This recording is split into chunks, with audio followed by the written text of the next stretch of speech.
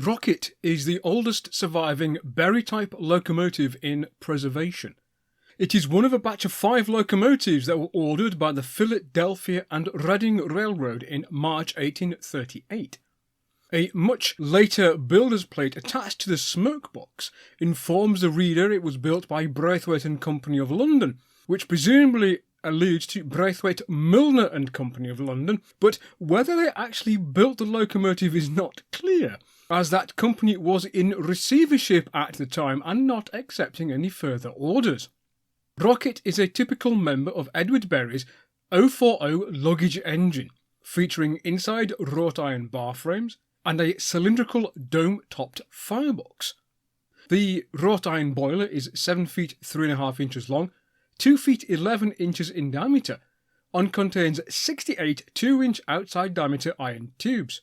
The smoke box, judging by the type of rivet, the size of rivet and the size of plates used, is of a later date than the boiler barrel. The present rather stubby chimney was made in the 1920s. The original chimney would have been approximately 6 feet tall. Working boiler pressure was 50 psi, and the fuel, of course, was coke. According to an undated report at the Franklin Institute, the firebox was subsequently reconstructed to enable it to burn anthracite sometime around 1848. And it's clear that the inner firebox has indeed been modified.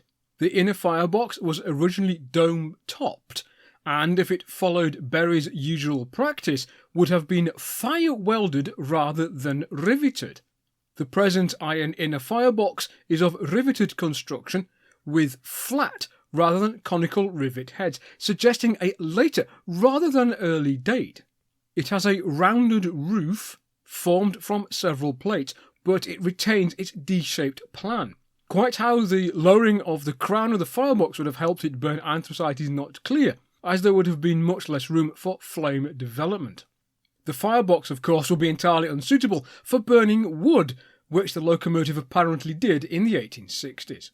The present wheels are replicas produced in the 1890s and are smaller than the originals from 1838. The locomotive was originally built with 2 pairs of 4 foot 6 inch diameter wrought iron wheels. When it was rebuilt as a saddle tank in 1862, wheels with a considerably smaller diameter, only 3 feet 5 3/4 inches, were used.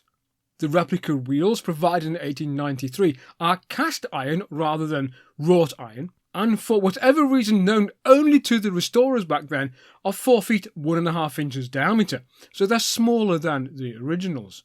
And, despite the locomotive being an 040, for another unknown reason lost to time, when the locomotive was restored, they failed to include any crank pins and outside coupling rods. The replica cast iron wheels are really close, but not just quite right to match Berry originals. The inside cylinders were originally 10 inches bore by 16 inches stroke, but have clearly been rebored to 10.5 inches. The cylinders, mounted at the bottom of the smoke box, slope upwards at 6 degrees so that the connecting rods and slide bars can pass underneath the leading axle. There are 4 fixed eccentrics on the crank axle, and the very long eccentric rods pass forward through the smoke box between both cylinders to a rocking shaft mounted on the front of the smoke box. Each eccentric rod terminates in a drop hook, and the valve gear worked like that on Planet, with the valves capable of being worked by hand using a pair of levers on the footplate to get the locomotive moving in the desired direction before being locked in position. Fore and back gear is selected using a lever on the footplate rather than a foot pedal.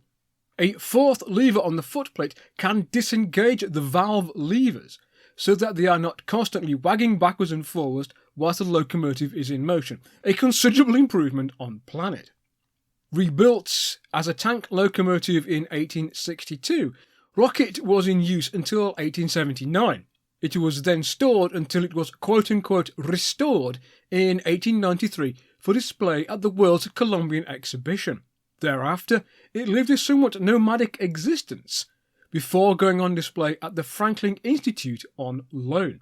In August 2023, Rocket has been selected by its owners, Conrail, to move to the Railroad Museum of Pennsylvania for future display. I hope you have enjoyed this look at the Reading rocket, and if you have, please leave a comment below as well as like, share and subscribe to the channel. If you would like to gain early access to Rail Story content, you can do so by supporting the channel on Ko-fi and Patreon for the cost of a takeaway cup of coffee once per month. And this month I'd like to shout out to new Station Master tier patron Joshua Anderson.